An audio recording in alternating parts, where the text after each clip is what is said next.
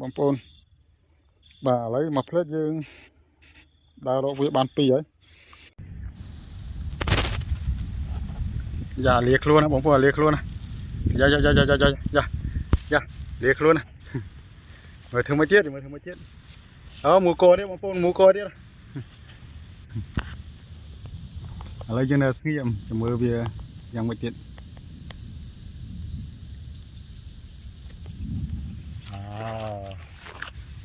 ទៅបងប្អូនទៅបងប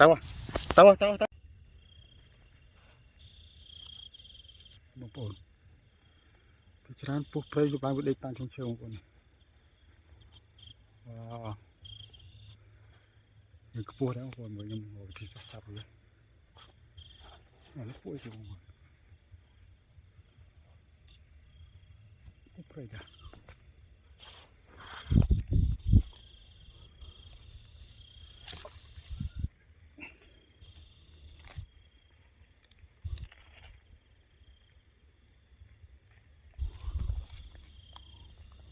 ហ្នឹងតែមា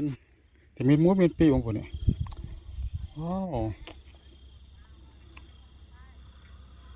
បងប្អូននេះតាមសុខទេជនបទបងប្អូនឲ្យតែយើងអាសាដើររកបាទវាអត់ខ្វះទេប្រភេទពុះព្រៃពុះអីបងប្អូននេះបានមួយហើយបាទវាកំប៉ុនដងកវិតបងប្អូនពុះព្រៃវាអត់ធំហ្មងបងប្អូនតែគាត់ថាវាវែងដូចពុះសាំងសឿអញ្ចឹងមួយ7 8ខាំឯដែរបាទនេះបងប្អូនបាទប្រភេទពុះនេះវាជួយចិត្តដេកតាមដើមអាស័យដើមអីបងប្អូនបាទឥឡូវយើងបានមួយហើយតើឥឡូវយើង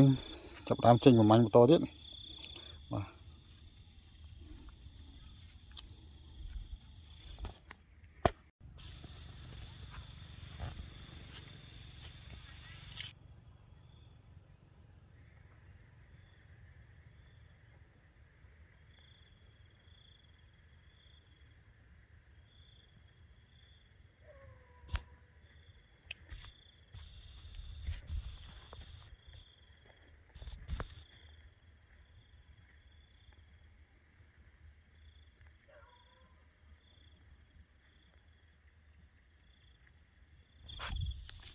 បងប្អូននេះមួយទៀតអូអានេះគ្នាវាបងប្អូននេះវ៉ាវបងប្អូនអំពីអានេះចំពោះគ្នាវាអូនោះនេះ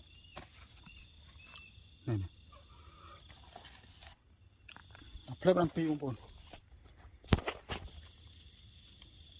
អូនេះឈ្មោះបងប្អូននេះជាប់គ្នាព្រៃសង្ស័យផ្អើលពីគ្នាវាមិញ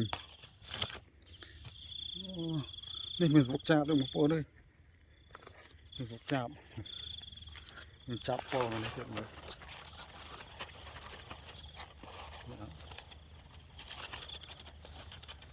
ឥឡូវយើងដើររកបន្តទៀតបងប្អូន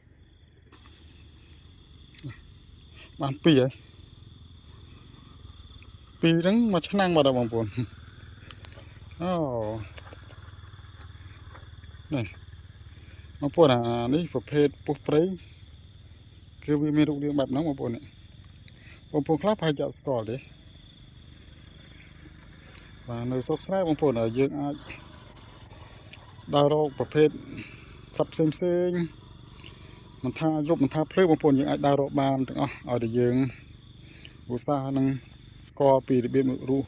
នៅរបស់វាអញ្ចឹងណាបាទផ្លេតបាន2បងប្អូននេះតោះឥឡូវយប់នេះយើងដើរប្រមាញ់ពួនអស់គ្នាហើយសម្រាប់ពុះព្រៃយើងដើរពេលយប់គឺសវោបងប្អូនជាពិសេសនៅតំបន់ខ្ញុំនេះបងប្អូនអូខេបងប្អូនបាទបងប្អូនបាទឥឡូវមកផ្លេតយើងដើររកវាបាន2ហើយភាគច្រើនប្រភេទពុះព្រៃបងប្អូនវាជួយចិត្តដេកនៅតាមចុងឈើបងប្អូនបាទវាជួយចិត្តដេកនៅតាមចុងឈើចុងអាស័យចុងអីវាអត់ជួយចិត្តរស់នៅតាមរូងដូចជាពោះសាំងសឿពោះវែកពោះអីបងប្អូនបាទហើយសម្រាប់វីដេអូនេះផងដែរបាទខ្ញុំធ្វើឡើងសម្រាប់ចែករំលែកទៅដល់ បងប្អូនដែលរស់នៅក្នុងប្រទេសកាណាដាដែលចូលខមមិនហើយក៏ដូចជាការគ្រប់គ្រងនៅក្នុង channel អ្នកប្រមាញ់ពួររបស់ខ្ញុំហើយក៏ដូចជាបងប្អូនរស់នៅសហរដ្ឋអាមេរិកផងដែរបងប្អូនហើយនឹងមានប្រទេសបារាំងមួយទៀតដែលចូលចិត្តតាមដាននៅក្នុង channel របស់ខ្ញុំបាទហើយសម្រាប់ channel នេះប្រហែលជាខ្ញុំមួយអាទិត្យខ្ញុំបង្ហោះចែកម្លែកឲ្យបងប្អូនដែលចូលចិត្តតាមដានពីប្រភេទពស់ផ្សេងៗហ្នឹងម្ដងដោយសារតែខ្ញុំមាន channel ធំៗពីរដែលខ្ញុំកំពុងតែធ្វើថ្ងៃហ្នឹងគឺសម្រាប់វាយលុកទៅក្រៅប្រទេសសុទ្ធតែម្ដងបងប្អូនអញ្ចឹងខ្ញុំបានមានពេលវេលាគ្រប់គ្រាន់ដើម្បីចែកម្លែកបងប្អូនមើលបន្តទៀតទេបាទអរគុណច្រើនសម្រាប់ការតាមដានទស្សនានៅក្នុងការស្វែងរកពស់ដើម្បីចែកម្លែកឲ្យបងប្អូនមើលបាទអរគុណច្រើន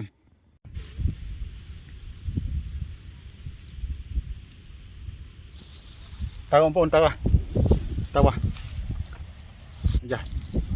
តើធ្វើងាប់ទៀតឆ្លៀតធ្វើងាប់ទៀតបងប្អូននិយាយទៅហ្នឹងមិញហ្នឹងបងប្អូននិយាយ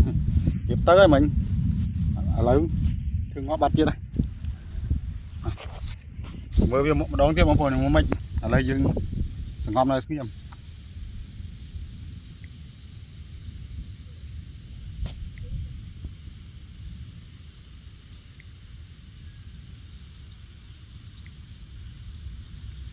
ចាប់ដើមលាខ្លួនហើយទៅបងប្អូនទៅ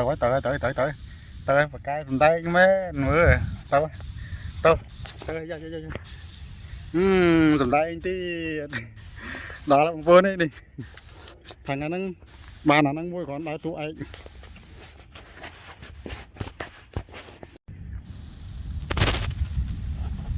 យ៉ាលាខ្លួនណាបងប្អូនលាខ្លួនណា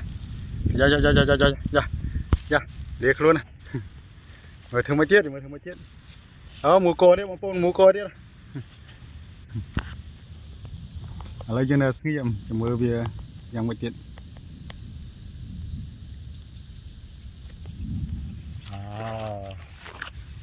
ទៅបងប្អូនទៅ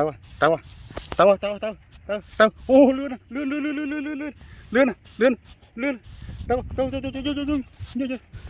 យ៉ា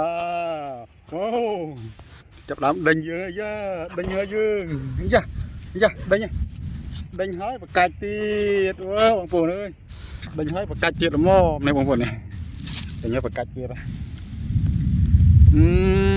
តោះឥឡូវយើងជួបគ្នាប៉ុណ្ណឹងបងប្អូនស្ដីបងប្អូនបាទអានេះបងប្អូនស្គាល់ជាប្រភេទពួយបងប្អូនខ្ញុំជិះម៉ូតូតាមផ្លូវហើយវាឆ្លងកាត់ផ្លូវមកដល់ពេលវាឆ្លងអត់រួចវាវាក់នៅកណ្ដាលផ្លូវឥឡូវខ្ញុំចាប់បានហើយបងប្អូនក្រហមដល់បងប្អូនបាទក្រហមច្រាបងប្អូនស្គាល់ពួយបងប្អូននេះមួយក្បាលបងប្អូននេះអំណាចបងប្អូនបងប្អូន